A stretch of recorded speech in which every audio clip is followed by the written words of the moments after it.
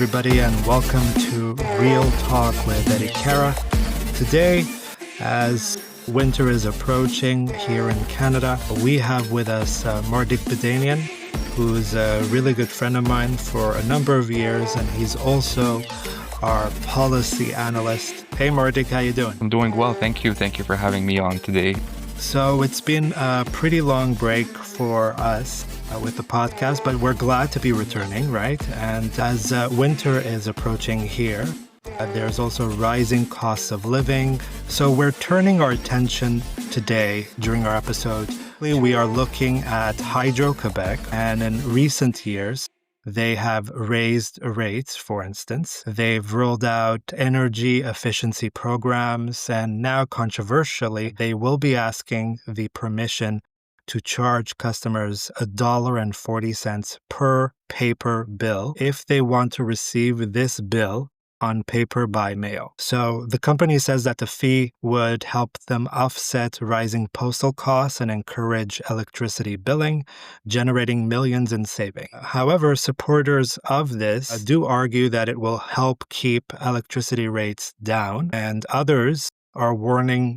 A lot of organizations actually have just publicly warned that it does punish people who do lack digital literacy, digital access, or comfort, oftentimes the most economically vulnerable folks. So let's begin with the first question. Is this a fair new policy announcement, or is it actually discriminatory? What say you, Marty? I say that we often take the internet access for granted, like not everyone has access to the internet. I mean, here in Canada and Quebec, we are relatively well urbanized, so that means our connections are pretty good. However, there are people in the rural areas that don't really have good connections, so this can be a way to kind of bridge this digital divide in the sense because this like $1 for the bill, for this paper bill, it isn't too much. It's not too much to charge, and because like when you have the bill with you on paper form, you can actually see the costs. Because if it's digital, it kind of like goes in the back of your mind. It's easier to miss. But I guess when you have stuff on paper and when you receive them, you read the charges that you get. So in the sense that it has its ups and downs, I think that Hydro may want to offset some costs, as they say. But is it discriminatory? I mean, it could be. It could be because when people don't have internet access, they need to pay extra for this service. Well, let's just put it like this. Instead of the word discriminatory, would this be an unfair surcharge on consumers? It would be unfair if it was more. I mean, if it was more than $1, it would have been, I guess it has to do with the magnitude of the cost. If it was $5 more, yeah, that would hurt. But if it's like $1 of 40 cents, as you said, I mean, it's not too extortionate. So I think it's worth looking at before we go on further with the timeline of what has happened with Hydro-Québec, who is the sole energy provider in the Quebec province in Canada. So in 2023, Hydro-Québec had major investments that were publicly announced because, according to them, the grid is aging and demand is growing pretty quickly, such as with heat pumps, data centers, and EVs. So they announced long-term plans that were quite ambitious, with tens of billions needed to upgrade the current network. And also in 2023, early on, their CEO, Sophie Brochu, did resign. And then Michael Sabia was appointed the CEO later that year. And the expectations with his leadership were pretty big because he had let Caisse de Dépôt beforehand. And then fast forward to 2024, where you had a lot of issues such as lower water levels. So we call this low hydrolicity, which means in the reservoirs, there's much less water compared to previous years. And this means that Hydro-Québec will produce much less hydroelectricity. And this also reduces the cheaper electricity that's available for us. And it also increases pressures such as on operations and profitability. And then they pushed for their big project called the Action Plan of 2035, because of aging infrastructure, more demand, and climate stress on hydropower and hydroelectricity, which require billions of dollars in upgrades. And this, of course, was also when Hydro-Québec, using these reasons, they increased rates by 3.6%, citing inflation as the main reason, as well as heavy investment needs. Fast forward to early and mid 2025, the Régie de l'Énergie, which is the regulatory body here in Quebec, approved a 3.6% residential rate increase for this year, even though they had asked around 3%. And then there was a lot of backlash publicly, and there still is. And a lot of people said that Hydro is using us consumers as cash cows to finance their big projects, even though they had made billions in profit before the year of 2024. Lately, basically right before this paper bill controversy, we had Michael Sabia resigning. This was right after there was huge public backlash regarding the instability and a lot of questions raised, mainly by the media as well, about their strategic direction with all these ambitious plans. This was seen primarily, this major announcement, as punishing seniors and those who don't have access digitally, electronically. It's also seen as what we refer to as a nickel and diming tactic at a time where affordability crises are still occurring and, they're still making a lot of profit, Hydro-Québec. So what would you say in terms of the timeline of the last 2 years, per se? I think that the energy issue is a longer term issue in Quebec, as we say. I mean, because these big projects, one thing that they are vulnerable, these big infrastructure projects are vulnerable to cost overruns, and it's quite dangerous, the fact that a lot of this is falling on the consumer, right? I mean, sure, there can be cost overruns, that's always the risk for these projects.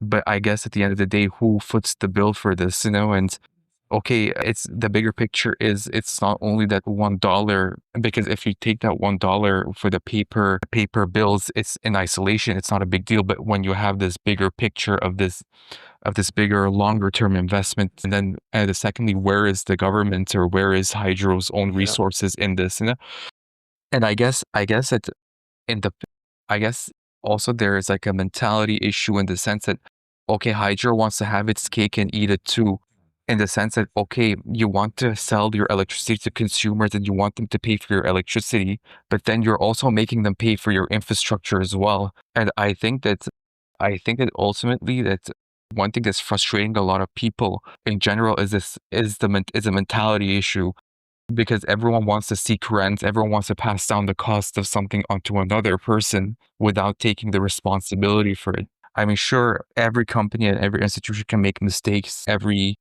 lot of things are outside of the control of Hydro, right? But I think it creates a moral hazard in the sense that it shouldn't be the consumers who are already losing a lot of purchasing power over decades at this point to foot the bill. So I'm going to jump in over here. What's your opinion about this on a practical and personal level? I think that when these costs are falling off the consumer, it makes life more difficult than it already is. So who do you think should pay for these ambitious projects and major changes needed to the infrastructure?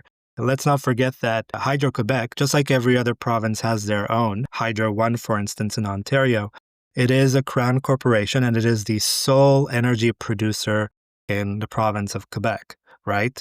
And they do have a monopoly for this reason. So they do have a form of partnership with the provincial and federal governments as a crown corporation, even though they like operating independently, quote unquote. And in the past, by the way, we've had many big companies who have announced. So when I think about in the Quebec region, in terms of telecommunications companies, Bell, Rogers, TELUS, Videotron, they tried charging for paper bills. And because there was heavy negative public backlash, they did back off. For Videotron, they did in the 2010s.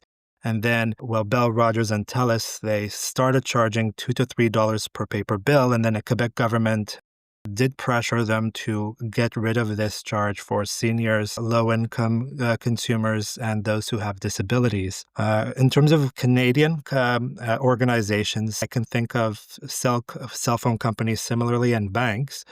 I think they still do charge for paper statements, often between $2 to $5. And then, obviously, in Canada, we have the Canada Radio and Television Commission who regulate this stuff in terms of telecommunications and otherwise. They did intervene and they restricted them from charging this to vulnerable customers. So overall, I'm of the opinion, and I share it with, I think, the majority of folks, this is quite predatory. I don't think this is the way to go about it because technically we have the Quebec government that already finances using our taxpayer money. So why should they keep on surcharging us if they cannot handle the brunt of their budget? And may I add that they're still making profits lower than these 2 recent years, but it's still profitable.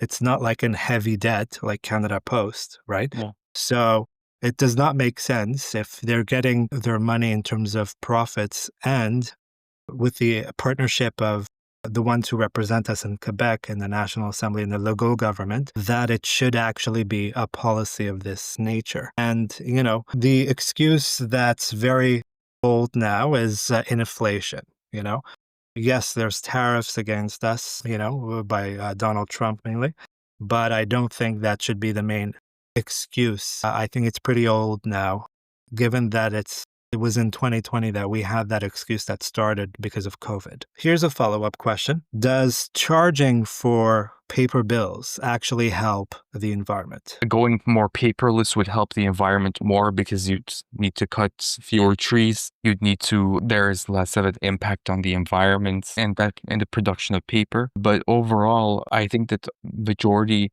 of Quebec's electricity in general is very clean. Thankfully, we have a very clean system. So the environmental impacts may be negligible. So, funny enough, I took some time to do some research because I like putting my devil's advocate hat on, right? And I asked myself, what do I think? In theory, it does and it should reduce the environmental impacts that are quite negative, that harm us and the future generations onwards. Obviously, we reduce printing waste, how much paper we use with the lack of trees available producing, obviously, oxygen for us.